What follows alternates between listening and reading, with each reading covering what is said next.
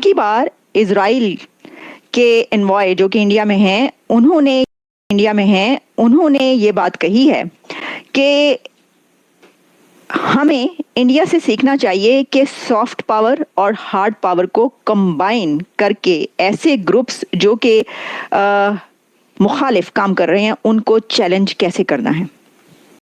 जो frankly speaking मैंने तो जो कमिटमेंट, डेडिकेशन, मोटिवेशन देखी है, मैं इनमें इंडियंस के अंदर, मैंने पाकिस्तानियों के अंदर नहीं देखी। के साथ ही पहुंचे तो शायद हम अपने ऊपर काम करके अपने आप को बेहतर कर सकें। यही बात पाकिस्तानियों के लिए मैं कहूंगी कि इंडियंस आगे की तरफ जा रहे हैं। इंडियंस जो है वो चंद्रयान तक पहुंच गए हैं। उन्होंने अमेरिका हो, चाहे यूके हो या दुनिया के कोई भी कंट्री हो, वहां पर अपना एक नाम बनाया है, अपने आप को आगे लेकर गए हैं। चाहे वो इकोनॉमी हो, चाहे वो साइंस एंड टेक्नोलॉजी हो, हर चीज में आगे गए। तो पाकिस्तानियों, आप लोग सोचिए, आप लोग देखिए कि आप लोग कहां पर लैग कर रहे हैं, आप लोग कहां पर कमी रह गई है पाकिस्तान के लोगों के अंदर। जमहूरियत यहाँ पे ठीक काम नहीं कर रही। आपने जमहूरियत की तो किताब खरीदी नहीं है, आपकी डिक्शनरी में जमहूरियत का नामो निशान भी नहीं है, तो मैं किस तरह कह सकूंगा कि आप दूसरी दुनिया के साथ कम्पीट कर पाएंगे। उनकी जब हम सॉफ्ट पावर की बात करते हैं तो ये बात बिल्कुल सच है जो उन्होंने कही है कि पूरी दुनिया पे इस वक्त उनकी सॉफ्ट पावर छाई हुई। अच्छा, जब आप इसको हार्ड पावर भी इसमें आप मिक्स कर लेते हैं और आप कहते हैं कि भाई अभी देखिए हमें एक नजर आया इंडिया और कनाडा का मामला, उसमें कौन हावी रहा, किसने कहा कि एविडेंस दो, किसकी तरफ से एविडेंस नहीं दी जा सकी, किसने कहा कि जो करना है कर लो, और अमेरिका तक कौन उस चीज को लेकर आया और फिर यहाँ से भी क्या जवाब दिया गया उनको। सो हमारा और इंडियंस का प्रॉब्लम ये है कि इंडियंस वहां पे बैठ के दे सप्लीमेंट इंडियन पावर, इंडिया की पावर को सप्लीमेंट करते हैं। हमारा ये है कि हमारे लोग जो है ना वो वहां पे बैठ के पाकिस्तान को मजीद कमजोर करते हैं। मैंने आपको पता है रिसेंटली भी कहा था कि इंडिया पहले बहुत ज्यादा, जैसे विवेक रामास्वामी के सामने। जय हिंद दोस्तों, नमस्कार दोस्तों। सॉफ्ट पावर क्यों ज़रूरी है, और जो हमारे भारतीय भाई दूसरे देशों में जाते हैं कमाने के लिए, रोज़गार के लिए या और भी किसी काम से, तो दूसरे देश में कैसे वो भारत के लिए फ़ायदेमंद होते हैं। भारत में ना रहते हुए भी एक सॉफ्ट पावर डेवलप करते हैं और पूरी दुनिया इसको मानती भी है। भारत की जितनी सॉफ्ट पावर है शायद उतनी तो अमेरिका की भी सॉफ्ट पावर नहीं है। आप देखिए, अगर दुनिया के किसी भी कोने में चले जाए, भारतीय ढूंढने में ज़्यादा समय नहीं लगेगा। अब तो भारतीय वहाँ पे बड़े पदों पर भी मिल जाएंगे, चाहे अफ्रीका की कंट्री हो, चाहे यूरोप की कंट्री हो, या चाहे दुनिया की कोई भी कंट्री हो। अब इजराइल के जो कॉन्वॉय हैं उन्होंने कहा कि भारत से दुनिया सीखे सॉफ्ट पावर और हार्ड पावर का कैसे यूज़ करना है, सॉफ्ट पावर और हार्ड पावर को कैसे धीरे धीरे बढ़ाना है। अगर हम भारत की सॉफ्ट पावर की बात करें तो सिंपल सी बात है, हमारा जो कल्चर है, हमारा जो त्यौहार है और हमारा जो सनातन धर्म है, वो कैसे दुनिया में लोगों को हमारी तरफ अट्रैक्ट कर रही है। इसके बाद हमारे जो युवा हैं वो दुनिया में कैसे बड़े बड़े कंपनीज़, मल्टीनेशनल कंपनीज़ में हैं, जैसे गूगल के सीईओ या बहुत सारे ऐसे, या कोई पॉलिटिक्स या और भी बहुत सारे पदों पर हैं। और भारतीय इन्वेस्टर्स दुनिया भर में धीरे धीरे फैल रहे हैं। दोस्तों, ये होता है सॉफ्ट पावर। और दूसरा है मिलिट्री। वो तो आपको पता ही है भारत की मिलिट्री कितनी पावरफुल है, वो तो आपको बताने की भी ज़रूरत नहीं है। दोस्तों, वीडियो कैसी लगी ज़रूर बताएं और वीडियो को लाइक, कमेंट, सब्सक्राइब करके ज़रूर जाए। जय हिंद, जय भारत। भारत से सीखना चाहती है narratives to win war of narratives, और भारत से क्या सीखना चाहती है? Soft power. how to use soft power and how to build narratives. इसकी वजह यह है कि अब की बार इजराइल के एनवॉय जो कि इंडिया में हैं, उन्होंने ये बात कही है कि हमें इंडिया से सीखना चाहिए कि सॉफ्ट पावर और हार्ड पावर को कंबाइन करके ऐसे ग्रुप्स जो कि मुखालिफ काम कर रहे हैं उनको चैलेंज कैसे करना है. दिस इज अमेजिंग कि इजराइल एक ऐसा कंट्री कि जिसने हमास का खात्मा कर दिया, इजराइल एक ऐसा कंट्री जिसने हिजबुल्लाह को ख़त्म कर दिया, इजराइल एक ऐसा कंट्री के जिसने अपने ओपोनेंट ग्रुप्स को जड़ से उखाड़ डाला, जिसने हमास के बड़े से बड़े लीडर को सफाई हस्ती से मिटा दिया. जो इस वक्त ग्रेटर इजराइल का ख्वाब सच करने जा रहा है, वो इजराइल जो इस वक्त गोलन हाइट्स की उन पहाड़ियों पर बैठकर दमेस्कस के अंदर वहां पर देख रहा है कि क्या चल रहा है, क्या हलचल हो रही है, और जो वहां की काफी टेरिटरी पर कंट्रोल भी हासिल कर चुका है, वो इजराइल ये कह रहा है कि हमें सॉफ्ट पावर को इस्तेमाल करने का और नैरेटिव्स को विन करने का तरीका इंडिया से सीखना चाहिए. This is great. तो आइए आपको बताते हैं कि बल्कि बता ही रहे हैं कि ये बात जो है ये कहाँ तक पहुंचती है.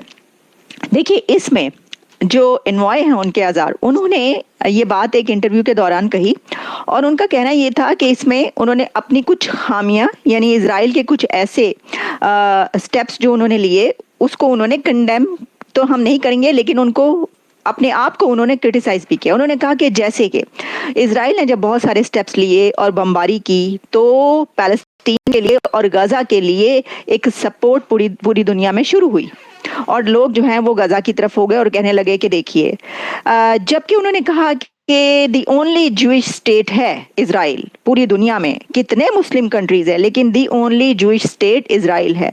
लेकिन फिर उन्होंने कुछ नाम लिए. उन्होंने कहा कि जैसे कि अल जजीरा एंड TRT और कुछ ऐसे दुनिया के बड़े ग्रुप्स जो कि इजराइल और जूइश स्टेट के खिलाफ काम करते हैं, इन ग्रुप्स को टैकल करने का तरीका वो नहीं जान पाए. लेकिन इन ग्रुप्स को बहुत अच्छे से जो टैकल कर रहा है वो इंडिया है, क्योंकि इंडिया हार्ड पावर और सॉफ्ट पावर को कंबाइन कर रहा है.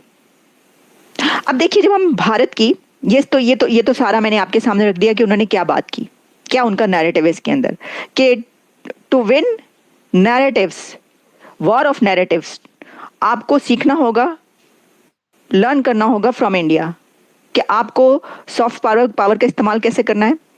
और आपको जो है वो डॉक्टर जयशंकर की इनडायरेक्टली बात करें ना, डॉक्टर जयशंकर, डिप्लोमेसी, एग्जैक्टली, कि सॉफ्ट पावर और डिप्लोमेसी को कैसे यूज करना है आपने, कि अगर आप एक जंग में भी हों, एक जंग आपकी चल रही हो और उसके बीच बहुत सारे ग्रुप्स आपके खिलाफ काम कर रहे हों, तो उसमें आपने अपने दुश्मन को कैसे टैकल करना है, कैसे डिफीट करना है, through diplomacy and soft power कहा यह जा रहा है. लेकिन उन्होंने हार्ड पावर भी कहा है, उन्होंने hard power, soft power and diplomacy बोला है.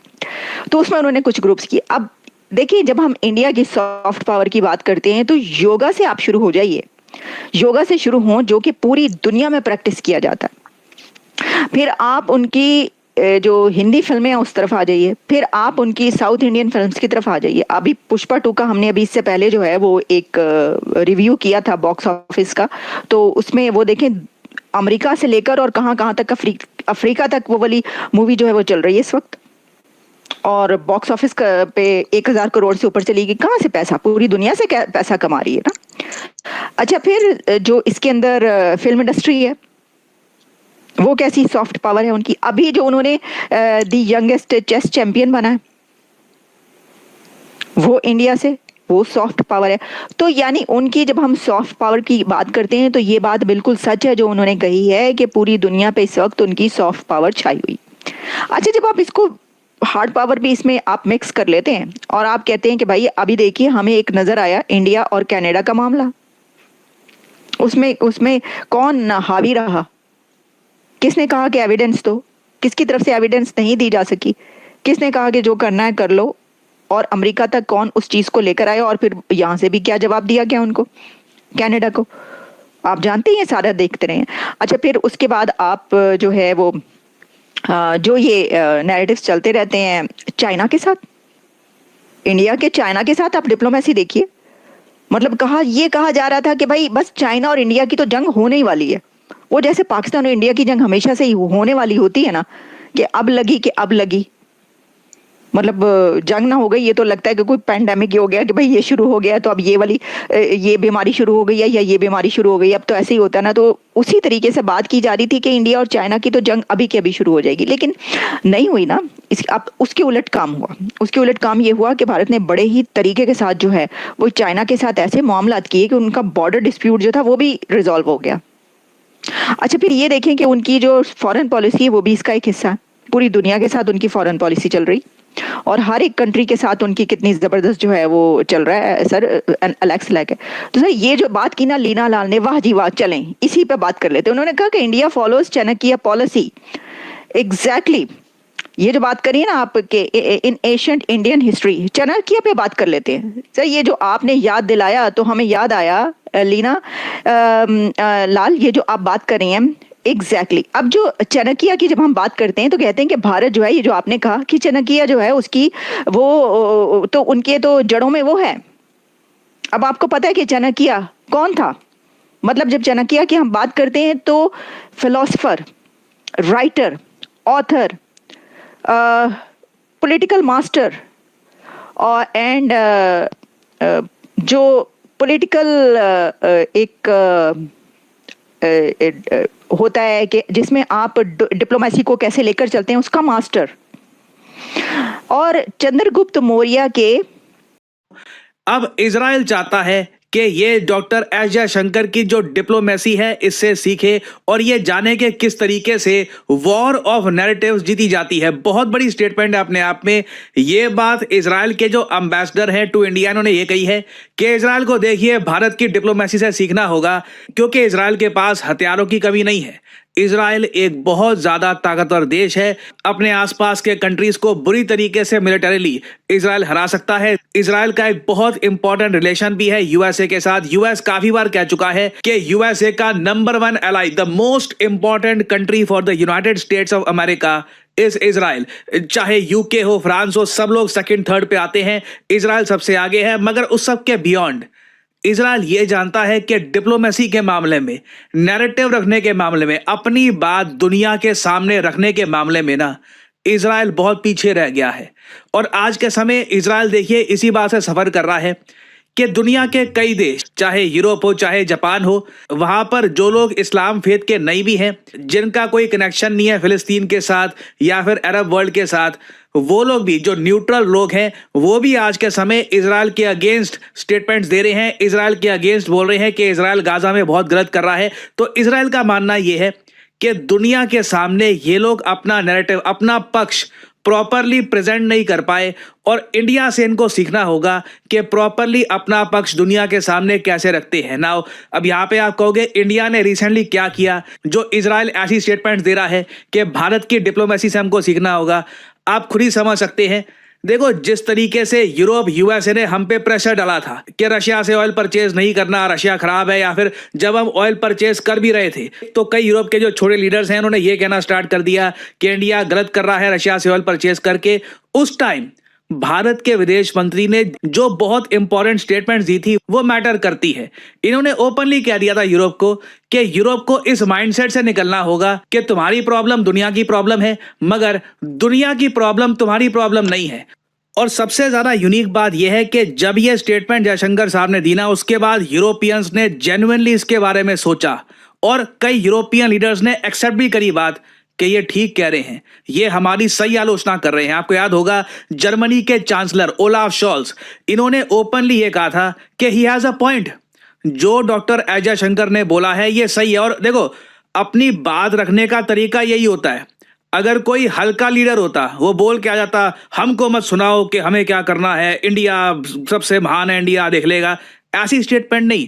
आप रैशनल बात करिए, लॉजिकल बात करिए, ऐसी बात करिए कि जो लोग आपके अगेंस्ट भी है ना, वो भी एक बार को कहे कि ही हैज अ पॉइंट, सही कह रहे हैं। यहाँ पे आप देख पाओगे